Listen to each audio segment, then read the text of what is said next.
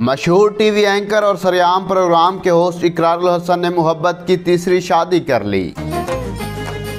दुनिया के करतूत सरेआम दिखाने वाले इकरारुल हसन अभी अपनी तीसरी शादी की खबर छुपाई बैठे हैं। इससे कबल पहली शादी 2006 में इनके साथ काम करने वाली को होस्ट एंकर कुर्रतुल-ऐन से की थी। फिर 6 साल बाद दूसरी मोहब्बत की शादी फराह से की, जिसको कुछ माह बाद मंजर आम पर लाए। और अब तीसरी मोहब्बत की शादी की खबरें सोशल मीडिया पर गर्दिश कर रही हैं कि इकरार साहब को तीसरी बार मोहब्बत हुई है, वो भी मीडिया फील्ड की लड़की अरूसा खान से। और वो लोग बकवास करते हैं जो कहते हैं मोहब्बत एक बार होती है, लेकिन इकरार को बार बार होती है और बेशुमार होती है मोहब्बत। इकरारुल हसन की तीसरी शादी का लोगों के जहन में तब शक डला जब अरूसा खान के भाई की शादी गांव में हुई।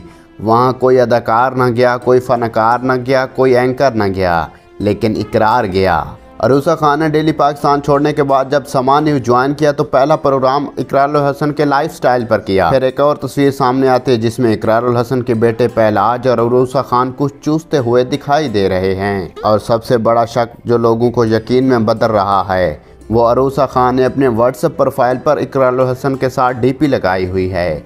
जब हमारी टीम ने अरूसा खान से शादी का पूछा तो मैसेज सीन करने के बाद कोई जवाब न दिया। गुज़श्ता दिन एक और तस्वीर सामने आई जिसमें अरूसा खान इकरारुल हसन की पहली बीवी के साथ होने के बावजूद भी इकरार के साथ कंधा मिलाए खड़ी देखी जा सकती हैं।